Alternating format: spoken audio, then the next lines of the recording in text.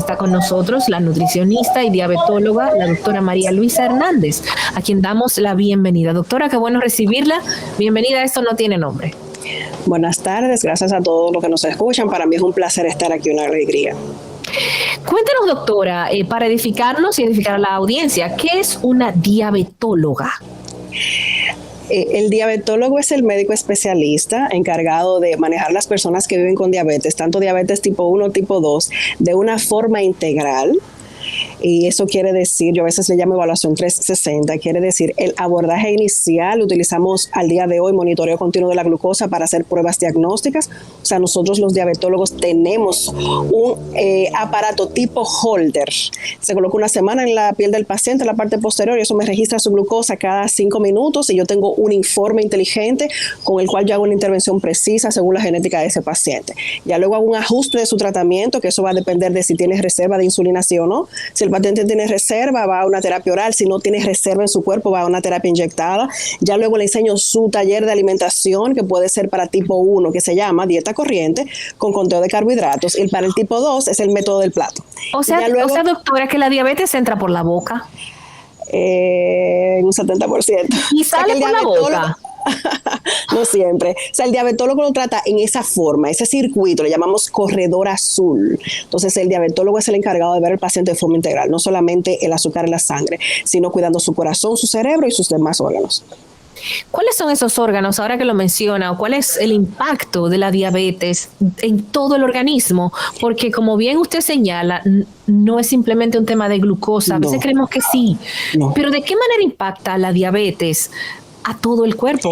Impacta desde la cabeza a los pies, y te voy a explicar por qué, Miralba. Mira, diabetes no es azúcar alta en sangre. La diabetes es una ausencia de una hormona que se llama insulina.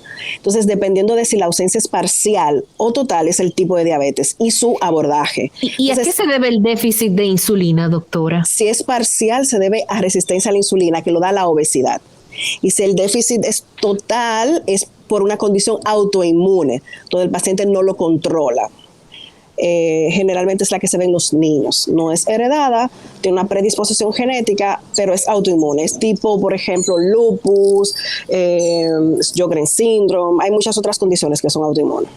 Entonces, ¿cómo te impacta? El impacto no es el diagnóstico de diabetes, el impacto es la descompensación. O sea que si yo tengo una diabetes controlada, es la primera causa de nada. Ahora, si estoy descontrolado, me impacta desde mi cabeza hasta los pies, con infartos, con trombosis, con descompensación, complicaciones al día a día agudas, de que me sube o me baja, o a largo plazo, de que se me dañan los órganos. Pero los órganos se dañan cuando la glucosa está fuera de su sitio. La glucosa debe estar dentro de la célula y la encargada de llevarlo es la insulina. Entonces, al estar afuera, mi sangre se pone espesa o viscosa y eso se llama glucotoxicidad y comienza a alterar mis nervios, mis arterias, a entaponarlas, y de ahí es que vienen los infartos, que si son en el cerebro son una ACV, si son en mis pies, pues comienzan las úlceras y alteraciones.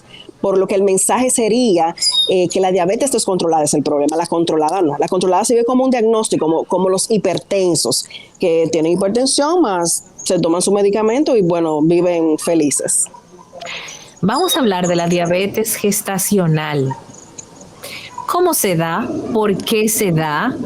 ¿Y qué posibilidades tiene una mujer que sufre diabetes gestacional de seguir la diabetes luego del embarazo y ese bebé? ¿Cuáles son sus posibilidades de desarrollar diabetes en el futuro? Es correcto. Diabetes gestacional es la diabetes diagnosticada mientras estamos embarazados. Generalmente es una tipo 2, generalmente, y viene con una predisposición genética en el 50% de los casos, y luego es el medio ambiente. Y el medio ambiente lo da el sedentarismo y una alimentación excesiva, ya sea en cantidad, en frituras, exceso de dulce o sal. Entonces, si yo vivo con diabetes y me embarazo, y antes yo no lo sabía, o sea, si yo me embaracé y no sé que soy diabética, me dicen diabetes gestacional, mi riesgo de quedarme con esa condición es el 50%. Y el riesgo para el niño también es alto, entre un 50 y un 70. ¿Por qué? Porque si embarazada, mi azúcar sube, mi feto recibe esa glucemia, esa glucosa alta, y él comienza a liberar insulina intraútero. Y de su reserva, el 100% que Dios le puso, comienza a gastar esa reserva. Entonces, a todas las mamás que cursan con diabetes gestacional o que tienen diabetes 2, yo siempre les recomiendo que a sus hijos hay que descartarle diabetes, comenzando que hay que buscar la reserva de insulina para saber con cuánto yo cuento y poder decir un pronóstico de 1 a 3 años. O sea que el riesgo es alto y en este caso la diabetes tipo 2 y diabetes gestacional en la mayoría de los casos es prevenible, se puede revertir. Se puede revertir. Hablemos de las nuevas terapias. ¿Qué tan efectivas son o podrían ser métodos como psicoterapia, terapia génica y restauración de microbiota intestinal? Empecemos definiendo microbiota intestinal.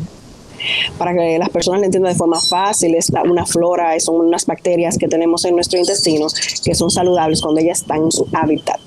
O sea, las bacterias del intestino delgado deben estar en el delgado, no en el grueso.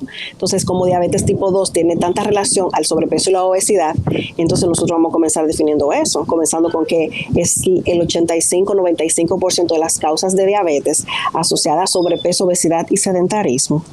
Entonces, esta obesidad da dos condiciones, hipertensión y diabetes, condiciones que no se curan una vez diagnosticadas.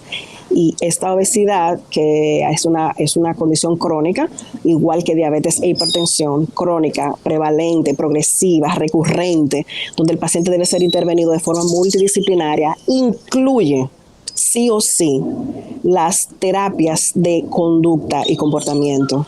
Se utilizan psicofármacos y fármacos de forma crónica y también está recomendado cirugía bariátrica en las personas cuyo índice de masa corporal pasa de 41 o para tener unidad en libras de 250 libras, 300 y 400.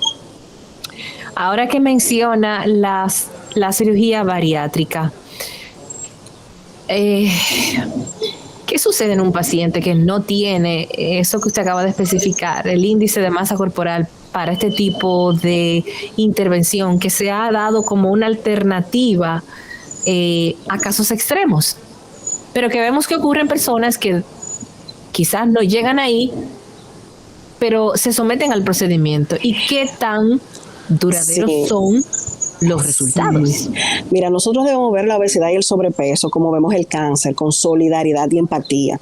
No es tan simple como deja de comer menos y camina más. Es una enfermedad. Es una enfermedad y es crónica. Entonces, personas que tienen, por ejemplo, 180 libras, 200, que lo quieren coger fácil, por decir un término, quieren optar por la cirugía, pero hay que agotar el proceso convencional de psicofármacos, de psicoterapia, porque al final es enseñarle al paciente una buena relación con la comida y cómo evitar los antojos y los malos hábitos, que lo tiene la mayoría de la población, que es abundante bebida, abundante comida. Fíjate que donde hay reuniones las personas tienen bebida y comida en exceso y no casi siempre es lechuga ni aceitunas, viene siendo harina frita.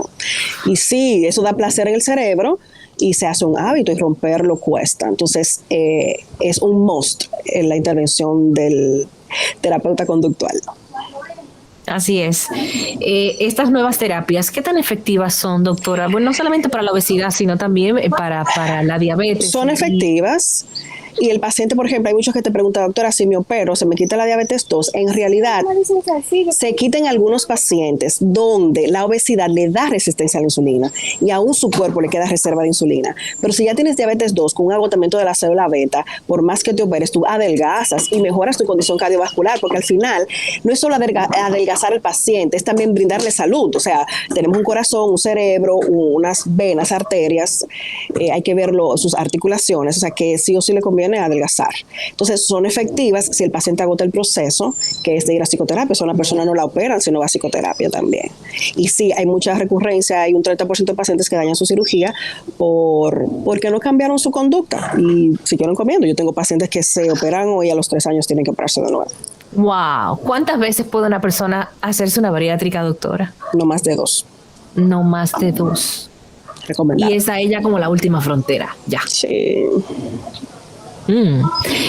Pues, doctora, díganos dónde se puede contactar con usted, la gente que quiera saber más de este tema o que quiera consultar profesionalmente con usted. Que quiera saber su tiempo en rango. Nutricionista, diabetóloga, doctora María Luisa Hernández. ¿Por qué hay que conocer estos rangos, doctora?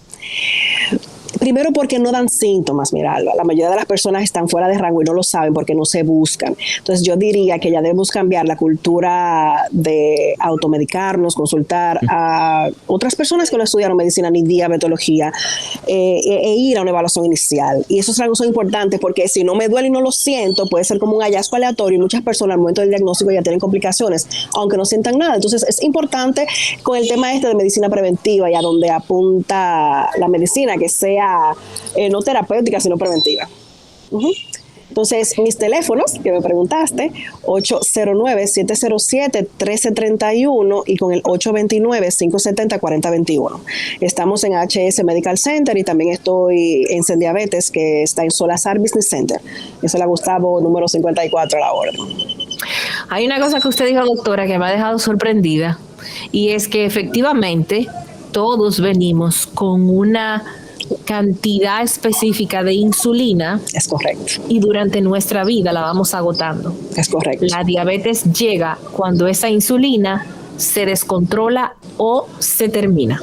Cuando se agota en un 50% tienes prediabetes. Cuando se agota en un 80%, la reserva de insulina se expresa en esas glucemias altas. Y la enfermedad es progresiva, el paciente tiene que entenderlo. O sea, yo al momento que recibo un paciente, a todo el mundo le busco reserva, inclusive niños. Me he sorprendido que la mamá va por ella, pero cuando yo sé que el niño nació de más de 8 libras, le busco la reserva al niño y quien tiene la reserva agotada es él. Ay, porque las mamis le dan confle, jugo, y lo hacen por desconocimiento. Por eso yo entiendo que es demasiado importante visitar al nutricionista y al diabetólogo como una forma de prevención de esta pandemia. ¿Y qué hacemos con los niños y los dulces, doctora? Se le da sabor dulce con las frutas, se le da sabor dulce haciéndole bizcochos menos, bueno, no con tanta azúcar, vamos a decir que con harina de avena integral, con bizcochos de la zanahoria desde la casa. Porque es que ¿Los azúcares sustitutos, se recomienda alguno? Se recomiendan stevia y se recomienda Splenda, por decir los nombres comerciales, en dosis controladas, no más de 2 sobres o 3 al día, porque esto altera la microbiota y te predispone a diabetes, tos y obesidad, porque es que el cuerpo se siente que les van a dar azúcar y no se la dan y siempre tiene el deseo de azúcar.